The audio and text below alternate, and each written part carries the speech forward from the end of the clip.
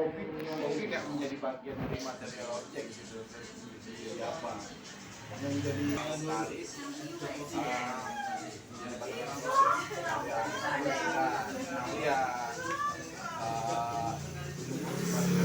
itulah dari hasil proses karyanya Mas Arun. Itu kalau yang baca ya ada kan tertarik kenal ini kan bicara tentang kopi gitu ya, bicara kopinya, makanya aku lihat ini kopi nggak ada ngomongin kopi ternyata. Ternyata minum kopi itu modus ya, modus pembacaan ya, modus pembacaan ini merefleksi di belakang future, menarik ke masa depan future ya kan itu. Jadi kopi di situ ngapain? Kopi itu cuma alat aja, modus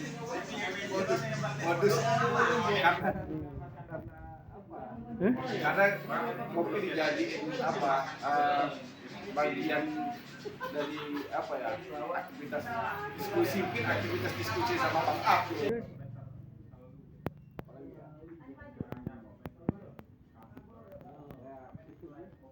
Itu siapa? Aku dari awalnya lalu aku udah daftar Coba.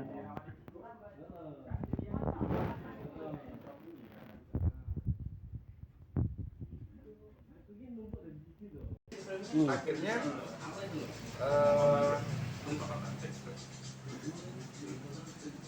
minum kopi itu hanya bagian dari metaforis kan, maksudnya yang judulnya sangat metaforis berbicara mengenai autobiografi Mas Arun, bagaimana trauma, apa pengalaman bakalan hampir bagaimana Mas Arun di Jakarta yang menceritakan drama yang akhirnya membawa Mas Arun dari bagian dari drama seorang dramaturg psikoanalisis. Baca ya. Kalau minum kopi itu sendiri, cara kerja autoetnografi gimana menurutmu?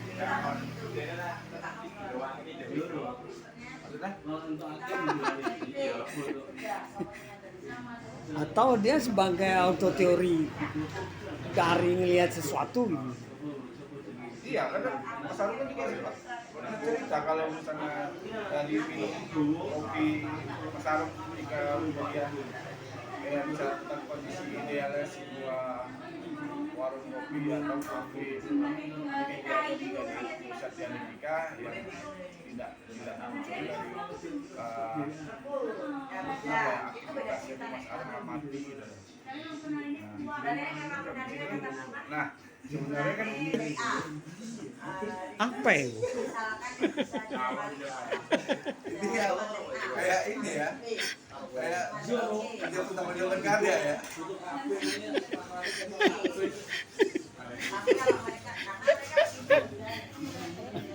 Apa itu? Coba dijelasin. Landscape epistemik menurutmu di dalam minum kopi itu ditandai di mana? Iya, lewat penandanya di mana? Kenapa dia bisa disebut landscape epistemik? Apa yang menandainya? Ya karena pembacaan awal itu di Mas Arun tentang perjalanan proses kerja Mas Arun ya, kalau berarti mulai dari ruang kafe itu, diskusi panjang, akhirnya dari ruang itu muncul pematik-pematik pengetahuan yang Mas tarik, yang Mas bawa sebagai refleksi untuk. Apakah itu juga tidak ditemukan sebagai autoteori yang selama ini kopi tidak pernah dianggap sebagai kerja dramaturg, tapi ngelihat piye menurutmu? Nah kan di perbincangan Mas Arun kan ngomongin tentang minum kopi ini bagian dari dramaturg tiga kan gitu kan? Iya, kopi ke pertanyaannya kan begitu kan. Terus kemudian apakah itu juga bisa sebagai autoteori gitu? bisa. Karena kan ketika Mas Arum mengungkapkan dengan refleksi itu kan menjadi bagian dari auto teori Mas Arum. Kan sangat dekat dengan tacit knowledge Mas Arum sampai pengetahuan yang itu hadir dari seseorang yang mungkin hanya dia atau dia memiliki cara kerjanya sendiri, yang cara teori belum melakukan pendekatan atau belum disandingkan dengan argumentasi.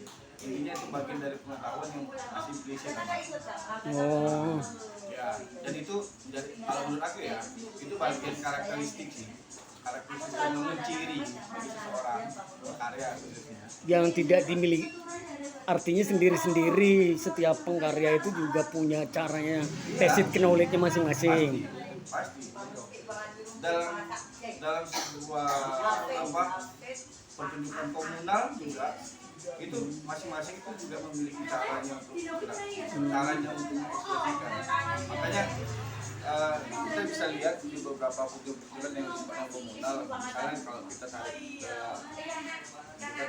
tradisi yang ada di Aceh misalnya, itu antara satu terkadang kita bisa melihat secara detail walaupun mereka sama secara gestur untuk mereka mempertunjukkannya, tapi kalau diperhatikan secara detail ada sesuatu yang berbeda.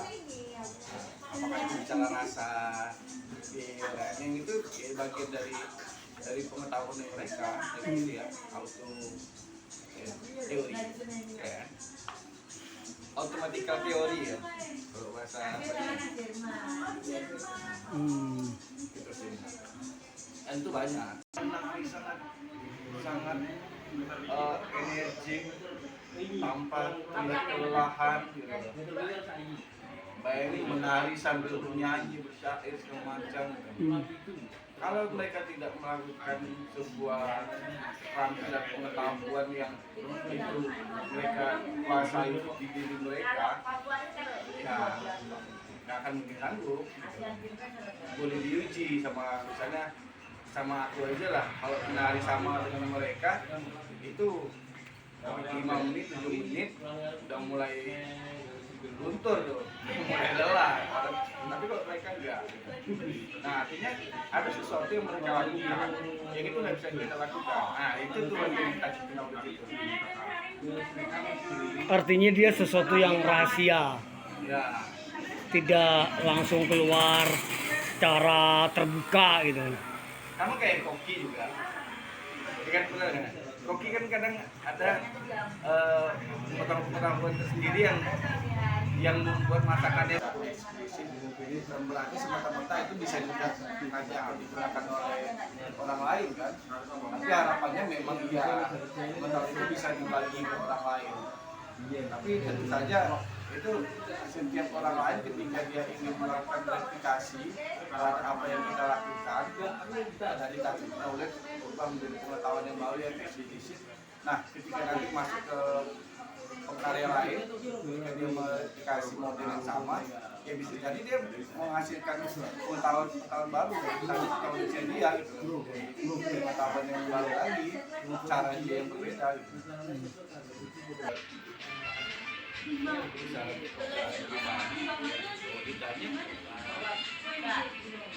Kalau di aku dalam berkarya memang salah satu poin atau salah satu cara untuk menarik perhatian penonton ataupun pembaca itu menghadirkan judul yang menarik juga. Artinya apa? Artinya ketika judul itu sudah mendapatkan perhatian oleh orang lain, artinya dia akan membaca deskripsi kita. Makanya sampean cuma tertarik minum kopi itu karena berharap ada pengetahuan yang serupa. Nah, iya. Ternyata tidak. Iya, sudah gitu kan karena awalnya kan ya minum kopi di hari pulang kan gitu. Bukan ya, maksudnya dari judul kan. Nah akhirnya, nah hanya gara-gara itu kan akhirnya aku melihat akhirnya itu dia, itulah kekuatan judul saya. Jadi judul yang menarik itu bisa memberi Padahal padahal dia jauh berbeda gitu ketika isinya. Terus ketika ngelihat isinya gimana? Jumping dari judul kemudian judul itu dijadikan modus. Menurutmu? ya akhirnya mau dibaca juga kan? Ya, akhirnya dibaca juga. Ya apakah itu akhirnya berdampak langsung pada si pembaca atau beririsan? Itulah karena menjadi sebuah buku misalnya pasti ada yang bermanfaat kalau menurut aku. Ada nggak semua? Tapi kalau dia disiapkan tidak bermanfaat gimana? Hah? Kalau dia disiapkan tidak bermanfaat, Dengan dituliskan aja udah pasti bermanfaat mas. Kalau nggak bermanfaat dia jadi apa? Jadi ya, nah kayak cerpen aja bermanfaat, apalagi buku, apalagi ya kalau tulis ini ya. enggak. Kalau memang dibuat, memang disiapkan untuk tidak bermanfaat misalnya. Minimal bermanfaat untuk diri sendiri, itu bermanfaat juga. Oh, misalnya memang disiapkan lebih kepada personal gitu. Bisa jadi minum kopi itu auto teoriku untuk memberikan manfaat buat diriku, Mas. Iya kan itu menjadi bagian terapi apa baru. Iya toh. Iya. Aku melihatnya dia bisa jadi cara aku memanfaatkan diriku atau mengeksploitasi diriku dalam konteks auto teorinya Karen Fournier. Iya. Kalau mungkin Mas Aron kan nggak bisa mengungkapkannya secara lisan, bercerita atau mendapatkan teman berdiskusi untuk sambil menceritakan masa lalu dengan masa kini serta masa depan kan. Akhirnya itu dia event talk menjadi pelampiasannya yang dituangkan melalui Microsoft Word A4 spasi 1,5 Times New Roman font. Iya lah. Udah itu aku nggak pakai Times Roman itu. Arial atau pakai apa? Pakai apa ya? Bukan di gua. Bitlight nih. Hah? Iya, book antik kuang. Sama, berarti masih ada sisa disertasi. Template disertasi. Udah itu. Dan memang aku menyukai itu kali ya. Tapi ya, Kalau aku sebenarnya pakai tem Roman dulu. Iya, Itu lebih kayak- rapi. tapi kayaknya enggak itu ya. Lebih rapi kan dulu. Kalau buat dia lebih apa? Sementara kan dalamannya kan diproses. Aktivitasnya kan. Dalaman kerja Mas Aron kan di aktivitas ya, bukan di produk. Artinya ya, cara kerja Mas Aron ya, kalau ulang pendekatannya jelas di riset. Di riset. Di aku LED Resort. Iya benar. Kalau menurut aku, karena Mas Arum kan nggak menjadikan karya itu sebagai apa kan produk akhir kan dari seniman sama visualnya atau nama timnya ya ke produknya kan Di di seni rupa murni. di karya, di riset karyanya. Kalau karya lebih ke diri senimannya. Kalau artistik mungkin tergantung dari bentuk proyeknya gitu. Kalau di artistik. Ya kalau dia Tuh, Mas. Ini ada yang memang agak berbeda tuh di dunia pertunjukan. Pemahaman istilah itu. Tapi di kami di ini bukan persoalan benar dan tidak ya, tidak ada. Ini cuma berelaborasi aja. Di pertunjukan sering dipahami itu ya artistik dan riset karya sering dijadikan problem yang sesuatu istilah definisi yang sama gitu. Sering kali gitu. Padahal itu jelas kan dua hal yang berbeda gitu. Iya kan? Artinya sepakat dulu nggak bahwa itu memang dua hal yang berbeda. menurut saya berbeda.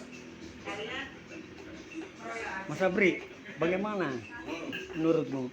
Ini kalau di dia riset karya itu lebih kepada artis, lebih kepada diri sendirinya ini. Kalau di artistiknya dia lebih kepada produknya ya. Ya, produknya. Nah itu Mas, gimana menurutmu? Sebenarnya kan penelitian artistik itu kan bagian dari sebuah apa ya, pengganti yang sering ini lah. Kadang kita sebagai seorang seniman atau karya itu kan ketika kita melakukan proses penciptaan dianggap basisnya tidak basis sebuah penelitian gitu. Nah itulah kenapa ada payung besar kemudian muncul dari termasuk Hanula dan Kenny itu menjadi payung besar penelitian artistik yang di dalamnya itu banyak pendekatan gitu, pendekatan apakah itu base research ataupun studio research gitu. Yang menurut aku sebenarnya apa yang kita lakukan itu menjadi bagian dari penelitian artistik gitu loh. Payung besar penelitian artistik tergantung pendekatan kita mencipta itu arahnya kemana gitu loh.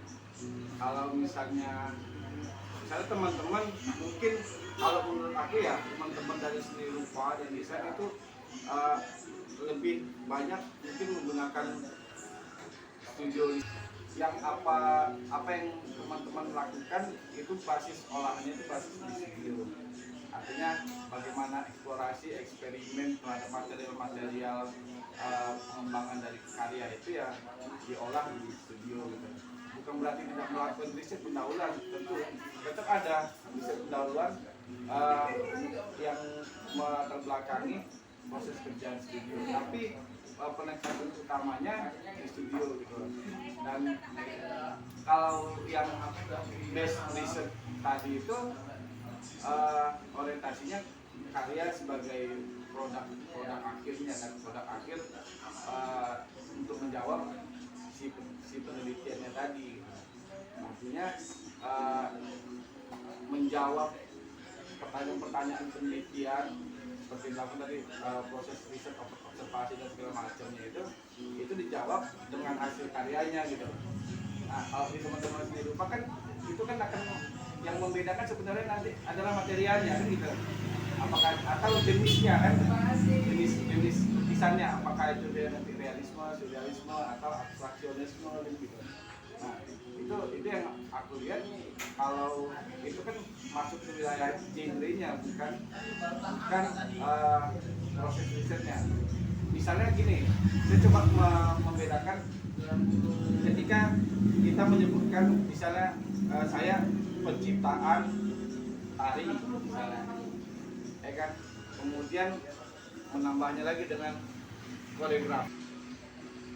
Jawabannya tidak gitu. Karena apa? Karena misalnya penciptaan tari itu adalah aktivitas yang dilakukan dari hulu ke hilir. Artinya itu menjadi sebuah rangkaian panjang dari proses kita yang di dalamnya ada observasi, ada yang lain-lain lah. Dan koreografi itulah kalau aku ngelihatnya seperti itu sih Mas. Nah, kemudian yang lead riset tadi seperti apa? Praktis lead riset, orientasi akhir yang ingin dicapai itu bukan produknya gitu loh, tapi proses, karena dia bicara tentang penelitian dari cat-cat yang teman-teman pergunakan, akhirnya ternyata itu bahan-bahan itu memiliki kandungan-kandungan yang ramah lingkungan misalnya, atau penggunaan bahan yang ramah terhadap bahan lukisan yang itu sangat ramah lingkungan dan tidak berpengaruh ketika bermakan atau apa gitu lah. Nah mungkin jadi bisa menjadi bagian dari ini ya pengetahuan baru ya BPOM-nya termasuk dalam satuan karya kan. atau mungkin mereka terjebak dengan pemahaman artistik garing set set artistik atau set pentas atau set panggung gitu mas. Apa ya kelas ketika kita kuliah kan dosen-dosen itu selalu menyampaikan ya teman-teman kuliah akhirnya ya teman-teman akan melihat perbedaan seperti apa teman-teman mencipta dan seperti apa teman-teman lain ya juga mencipta gitu. Teman-teman yang lain artinya mungkin seniman gitu. Nah kalian pada akhirnya bisa memposisikan diri kalian juga bisa sebagai seorang seniman ataupun sebagai akademisi dalam mencipta. Itu yang membedakan gitu. Artinya ketika jelaskan gitu loh, jelaskan ini apa rujukannya apa, dasarnya apa, sehingga itu menjadi bagian penting kan ketika ada orang yang melihat karya gitu loh, atau mengapresiasi karya gitu loh. Nah, maka aku menyebutnya auto teori. Apa? Itu repot juga tuh. Pernah mendengar automatic theory? Automatical theory sebetulnya kayak autobiografi gitu. Teori yang diciptakan oleh diri sendiri, tubuh yang mengalami. Ini berdasarkan Kayak pengetahuan yang mungkin kayak Mas tadi bilang seperti apa Mas memproduksi karya yang itu yang menjadi bagian yang sangat menciri di kita gitu loh. Ya, sekarang kan kita ketika melukis cara kita menggoreskan ini aja mungkin berbeda sama teman yang lain gitu loh. Ketika teman mencoba teknik yang sama dengan kita belum tentu sama gitu loh. Artinya dengan cara Mas pengetahuan yang muncul dari diri sendiri dengan pola melukisnya itu, I think disebut dengan touch knowledge yang itu munculnya ada di diri teman-teman yang sifatnya masih implisit. Nah, ketika Mas Alung tadi bicara misalnya kita akan menemukan teori baru atau konsep baru atau teknik baru, nah apa yang sudah kita lakukan itu yang tidak yang istilahnya yang masih menjadi bagian dari kerja kita yang kita sadari tapi kita belum uraikan. Ketika kita menguraikannya, mengarsipkannya dan menjadikannya itu data-data dari kerja kita, kemudian dikomparasi dengan cara kerja orang lain, dengan merujuk dari cara kerja orang lain dan mendekatkannya dengan mungkin dengan pendekatan cara kerja orang lain atau teori orang lain dengan teknik-teknik orang lain juga misalnya. Akhirnya itu menjadi eksplisit gitu loh. Sehingga teman-teman melukis dengan cara teman sendiri dan akhirnya berubah dia dari touch knowledge jadi pengetahuan baru gitu loh. Nah, tapi dengan syarat dia harus dieksplisitkan gitu loh. Kalau touch knowledge kan dia identik dengan implisit kan, yang ya ketika misalnya ketika Iqbal buat si Desta buat dengan cara dia belum tentu sama gitu rasanya. Artinya dia punya pengetahuan yang dia miliki gitu, yang hanya dia yang bisa melakukannya. Ketika dia melakukan kerja riset terhadap kerja dia sendiri, untuk diuji apa yang dia lakukan gitu. Apakah dia diuji dengan kelasnya barista atau Chef Juna, Chef Renata misalnya. Adalah cara kerja refleksinya, Mas. Oke. Nah, gitu lah. Jadi apa yang kita kerjakan itu harus balik lagi gitu. Balik lagi artinya ketika kita sedang melakukan sesuatu di studio itu bukan semerta-merta langsung jadi gitu loh.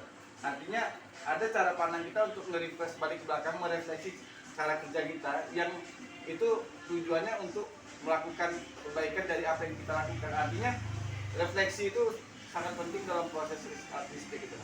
merefleksi ke belakang, artinya kita menjadikan proses kerja kita yang karena aku sedang membuat karya kopi, ya bang. Maka aku menggunakan cara-cara menghasilkan karya, ya bang. Tetapi ketika metode riset artistik sebagai metode, apakah ini menjadi artefak? Buktinya tadi LED riset tidak perlu ininya. Tapi yang baru adalah metode penciptaannya, metode-metode kerjanya. Tadi estetika chaos misalnya. Metode produknya belum tentu. Nah, ketika aku mengatakan ini pertunjukan loh di sini. Pertunjukanku ada di sini. Gimana? Berarti itu karya. Karya. Iya. Kalau saya tangkap, jadi kalau metode karya itu berarti sebelumnya udah ada karya duluan. Mirip inovasi ya. Tapi kalau metode artistik itu tanpa sebelumnya nggak perlu ada karya, tapi dieksplorasinya mungkin dari nol. Kalau yang saya tangkap tadi gitu.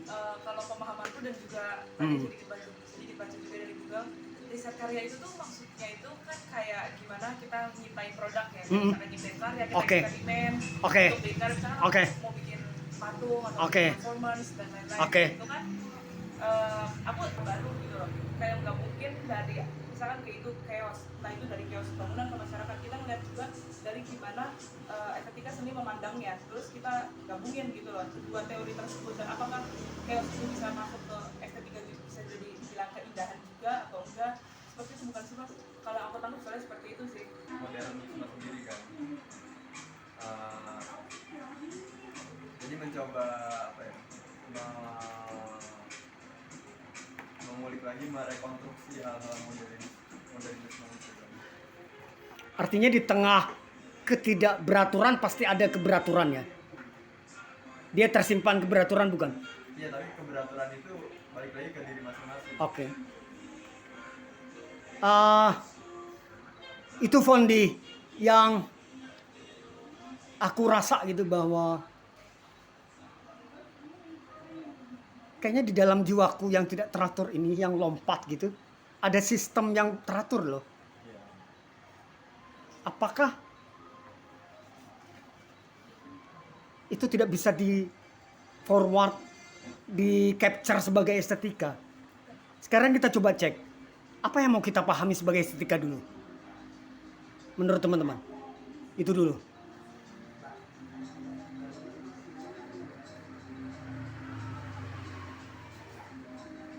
Ketika tahu ini membahas tentang keindahan itu sendiri. Oke. Simbol-simbolnya. Nah, ketika aku bertanya, Fon, siapa namamu? Prima. Kalau estetika dipahami sebagai keindahan, apakah ketidakberaturan itu tidak bisa disebut keindahan? Aku mencoba membalikkan itu. Tidak beraturan. Apakah ketidakberaturan itu bisa kita pahami sebagai keindahan ya gitu? Bisa. Nah, aku sedang menguji itu sebetulnya di dalam jiwaku.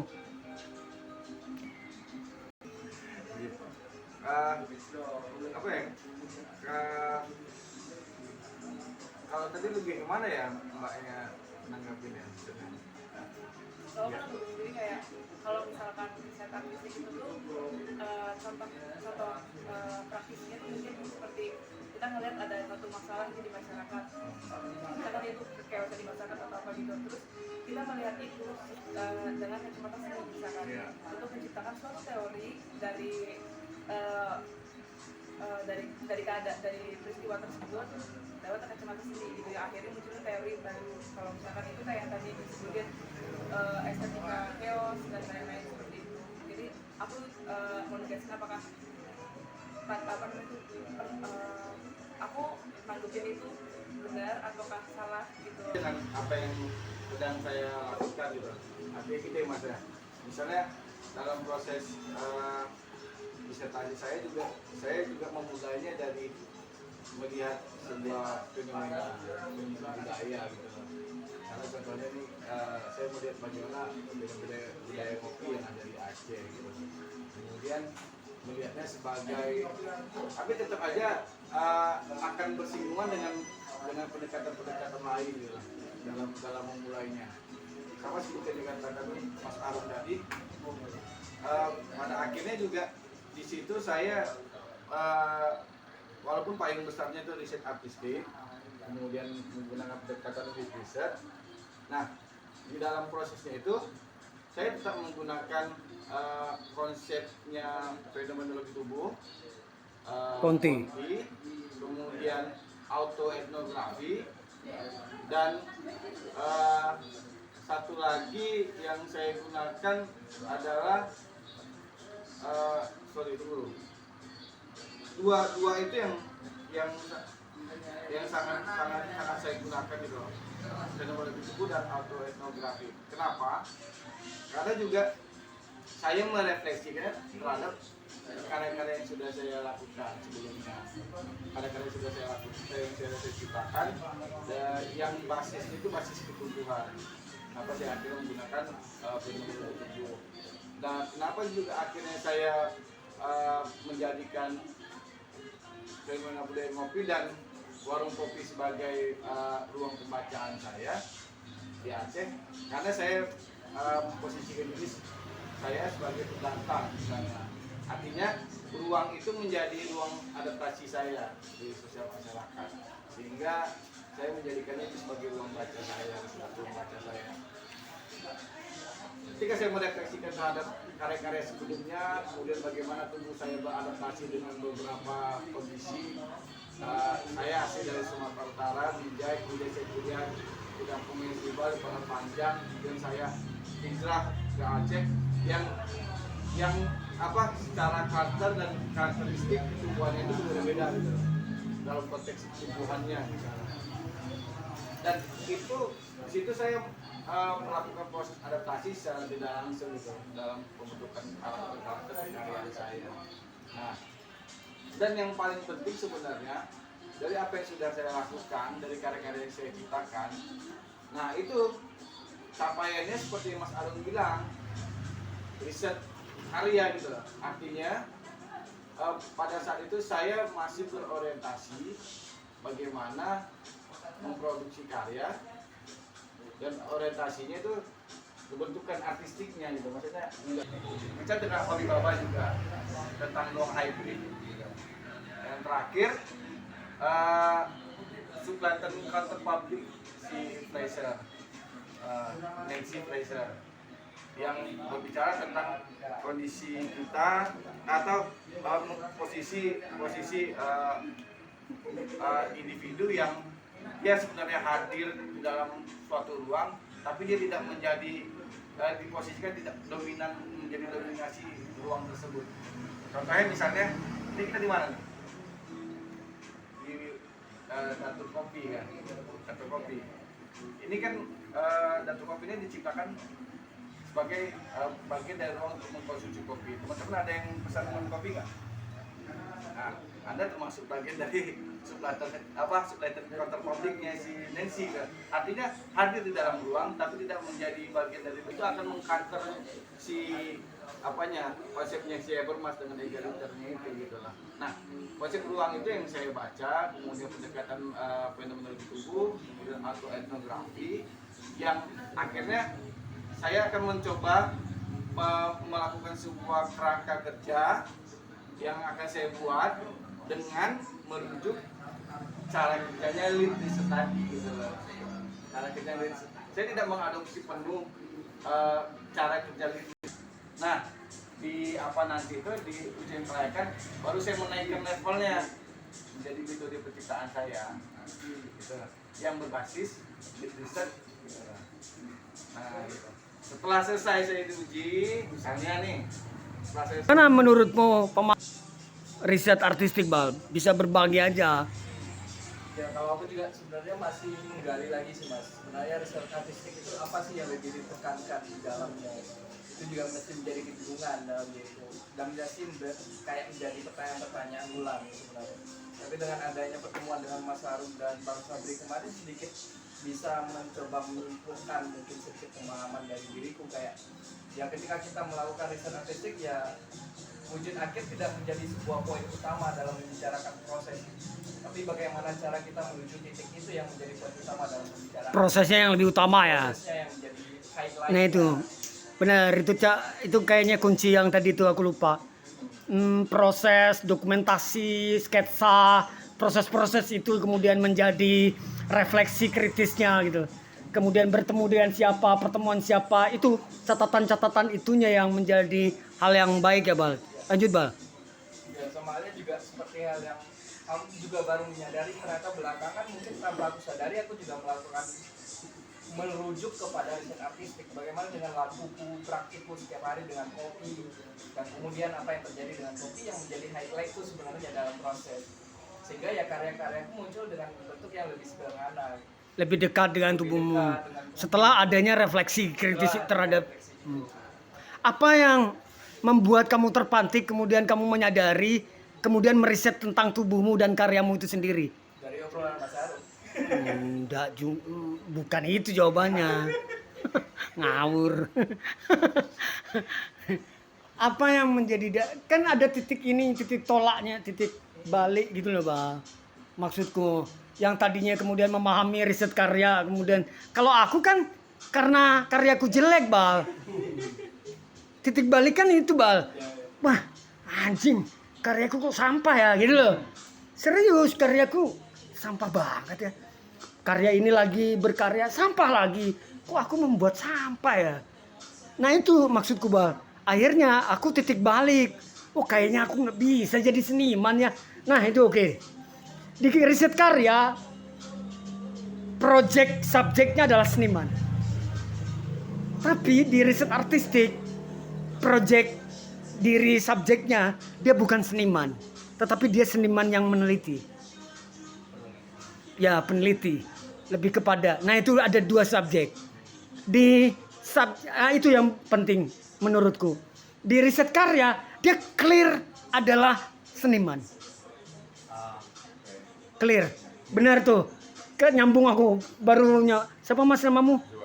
Jua. Itu tadi ke dirinya. Iya, Jua, benar. Riset karya itu memang dirinya memang menjadi seniman. Tetapi apakah tidak meneliti? Ya meneliti, meriset, tapi tidak bisa diklaim sebagai peneliti. Dia tidak melakukan satu kerja barengan. Tetapi di dalam kerja riset artistik, dia akan dua. Positioningnya adalah dia sebagai etnografer, dia sebagai peneliti, dia benar-benar kerja bergandengan gitu. Dia sangat sadar betul, gue sebagai seniman sekaligus peneliti. Yang diteliti adalah hasil karya itu sendiri. Nah termasuk gue, kenapa karya gue jelek ya? Gini lah, aku mengumpulkan karya-karya jelek, Bal. Ini berbagi cerita, Bal, titik baliknya. Anjing, kenapa orang ini menyebut aku jelek? Karyanya di mana? Aku interview tuh. Kenapa kamu menyebut karyaku jelek? Di mana ininya? Aku rekamin gambarnya. Di mana titiknya? Ini Rung, gini jeleknya ini. Kamu memang nggak bisa nyutradarai. Aku cek lagi tuh ke orang yang lain.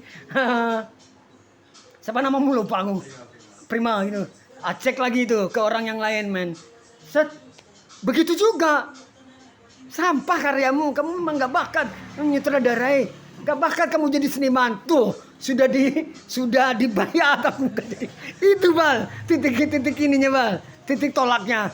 Makanya ketika kalian merasa bahwa suatu saat ketika kamu menonton karyaku, jangan berharap karyaku bagus. Pasti sampah nih karyanya. Tapi ada sesuatu apa yang bisa didapat dari karya sampah itu, Prima?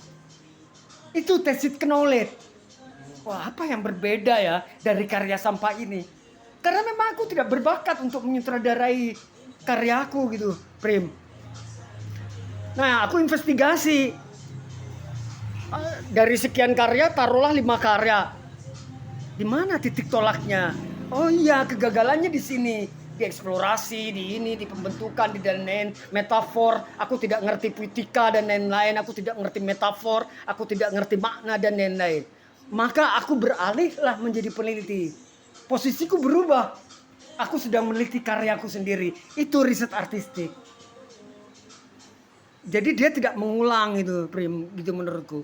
Iqbal titik baliknya di mana, Bang? Kalau aku titik baliknya memang di sampah. Karyaku sampah gitu. Tapi dalam tanda kutip yang aku bilang obrolan Mas Arung itu memang benar. Karena waktu itu aku masih ingat kejadian di Bejono ya. Waktu itu kita lagi ngopi. Mulai dari pantikan Mas Arung yang bilang beberapa orang sempat mendapatkan informasi bahwasanya aku tidak berbakat dalam membuat karya. Ya Iqbal hanyalah seorang penari yang bagus, tapi dia tidak bisa membuat karya. Itu omongan Dijal. Ya, Enggak. dari obrolan itu aku mulai mencoba kayak apakah ini Merefleksi. refleksi, mulai memandang lagi. Nah itu riset artistik tuh. Refleksi kritisnya. Oh, iya ya, nah itu. Di seniman pasti egonya muncul. Enggak, aku seniman gitu lah. Bener gak? Enggak lah. Gue ini kan seniman, men. Gak bisa. Dia. Gue dulu begitu, Bal. Aku proses penyadaran bahwa gue karya jelek sih. Wah, orang gue hantemi kalau bilang, Kak, karya gue sampah, anjing bangsat. Gue bikin capek-capek lo bajingan. Ya gitu. Tapi setelah aku refleksi, aku sadar. Oh iya ya. Nah itu maka kerja riset artistik bekerja.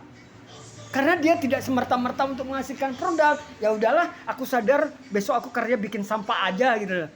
Coba lanjut, Bal.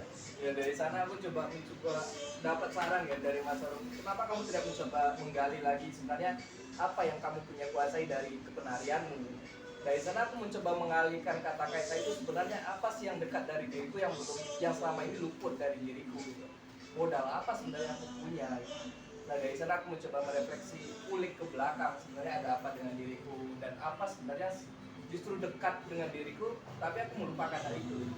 Dari sana aku mencoba merefleksi sehingga masuk ke jalan seperti ini. Nah pertanyaannya, di seniman apakah tidak ada kerja itu? Ada. Ada kan? Tapi tidak tebal kan? Ego senimannya cenderung muncul toh. Dia tidak mau dikatakan jelek loh. Enggak, gue bener nggak? Enggak, ini coba ini aja gitu. Apakah tidak ada refleksi kritis? Kayaknya ada refleksi di seniman itu. Iya kan? Tapi tidak tebal kan? Tidak tebal itu apa ya? Tidak menjadi tumpuan utama kali ya? Tergantung individunya sebenarnya. Nah itu lagi-lagi kan. Artinya kalau lagi-lagi kecenderungan seniman begitu, maka kerja riset artistik ada di dalamnya, men. Karena dia sedang mereview gitu, sedang mengingat, sedang ini. Nah yang paling penting menurutku di dalam kerja riset artistik, posisi seniman itu ditanggalkan. Pernahkah dirimu menanggalkan senimannya? Aku tanya. Menanggalkan posisiku ini bukan seniman loh. Aku pisahkan, aku sedang meneliti gitu. Apakah pernah punya kesadaran itu? Itu yang tidak. Benar nggak?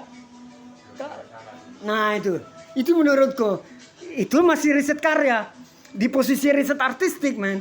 Prim, aku sadar, aku jarak loh, pisah dulu dengan posisi senimannya.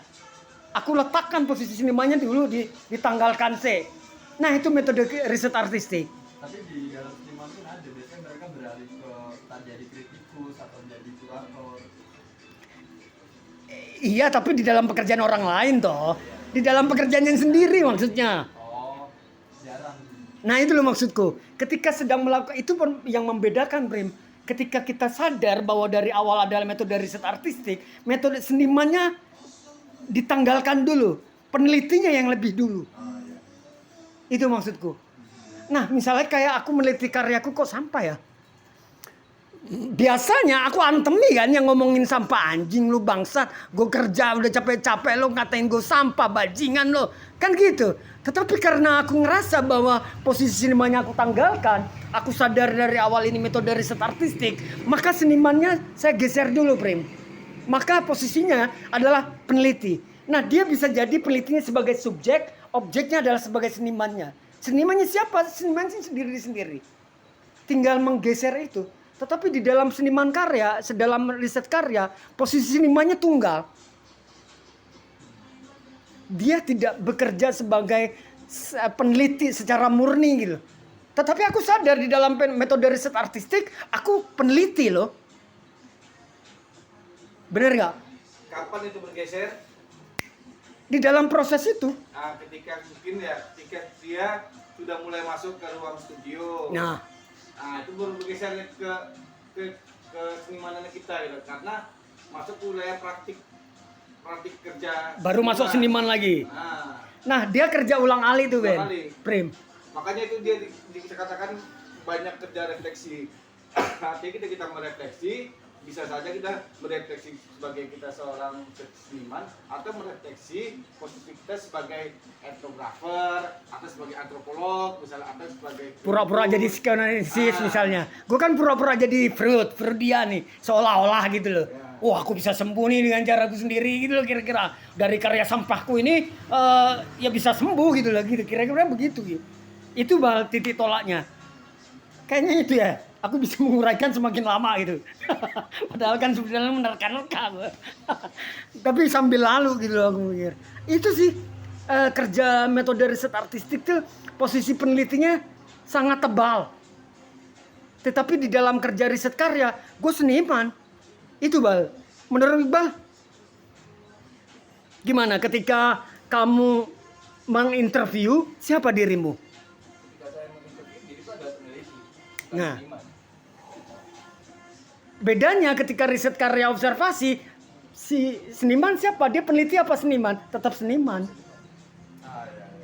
Karena sih Gitu, dia, Prim. karena ketika dia mau wawancarai atau ketika dia mau observasi, dia sudah nge-frame produknya. Di kepalanya sudah ada produk gitu loh. Di prosesnya sih sebetulnya. Jadi apa yang dia akan tanya, apa yang akan dia perhatikan itu udah mengupayakan produknya gitu loh. Misalnya kita membuat lukisan tentang ini gitu misalnya. Nah, yang kita cari pasti akan mengarah ke sana. Gitu. Tuh ada imajinasi yang bekerja duluan di dalam prosesi seniman.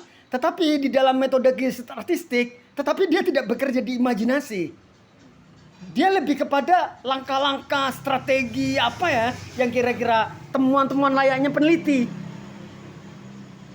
Karena peneliti yang didulukan, benar nggak Bal? Misalnya ketika aku mereview siapa yang aku temanku, misalnya kalau aku memposisikan seniman dikatain jelek, pasti senimannya muncul dong gitu. Karena oh enggak, aku meletakkan dirinya seniman. Akhirnya posisi peneliti. Akhirnya berpikir logisnya sebagai layaknya peneliti muncul. Apa sih peneliti 5W1H deh? Sesederhana itu.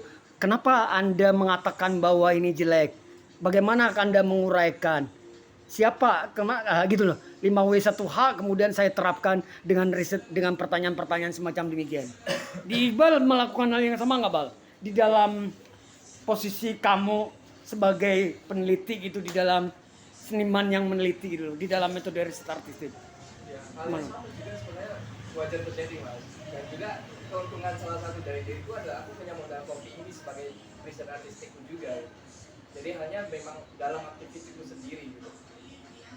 Dan sehingga aku juga lebih menggali si kopi ini bisa menjadi apa dan berawal dari apa. Dan aku memposisikan diriku tidak memikirkan kopi sebagai produk karya aku nanti, tapi bagaimana aku mencari tahu sebenarnya ada apa dengan kopi. Makanya aku bisa menyebut diriku.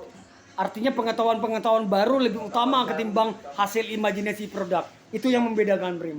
Di seniman, imajinasi gerak, imajinasi kuas, imajinasi itu sudah membayangkan. Imajinasi visual sudah ada di kepala kita. Tapi bukan berarti nggak boleh ya. Nah itulah. Bisa sambil lalu Ya. karena dia kerja bolak-balik. Bukan berarti nggak boleh. Dalam kerangka kerja, tentu kita perlu mengimajinasikan wujudnya. Tapi dalam proses kerja, itu nggak menjadi orientasi utama. Artinya, estimasi wujud, rancangan wujud, itu akan dipengaruhi oleh proses. Gitu lah. Dalam kerangka kerja sebuah proposal ya, atau sebuah tawaran atau rancangan kerja tentu punya master plan ya. Kita bicara itu master plan tentu ada ada capaian yang ingin dipenuhi gitu loh, ada wujudnya yang ingin dipenuhi. Tapi dalam riset artistik, wujud itu tidak menjadi mutlak ketika melaksanakan proses gitu loh. Artinya akan ada dalam bentuk laporan karya misalnya kan, skripsinya teman-teman misalnya S2 dalam laporan tesisnya, begitu juga dengan ya teman-teman yang S3 dalam bentuk disertasinya gitu loh. Pengetahuan yang muncul dari prosesnya ya di narasi teks atau kumpulan-kumpulan dokumen-dokumennya yang diarsipkan menjadi tulisan. Disitulah pengetahuan yang hadir dalam prosesnya. Kalau luaran dari karyanya, outputnya bisa disaksikan bersama gitu. Akhirnya ke platform. Artinya butuh platform yang menaungin hasil pemikiran teman-teman gitu loh. Dan biasa ya kenapa pada akhirnya mungkin beberapa teman-teman yang lain memilih aktivitas-aktivitas yang berbeda atau prioritas yang berbeda dan tidak menjadi prioritas yang utama lagi ketika kalian akan berkumpul dan berdiskusi, karena tidak menemukan capaian dari platform gitu loh, platform tertentu gitu loh. Apakah itu platform yang akan diciptakan sendiri atau teman-teman memang berbagi platform yang ada gitu loh. Artinya beberapa sekarang kan banyak sekali platform, apakah itu pameran hingga apa segala macam. Tai. Lanjut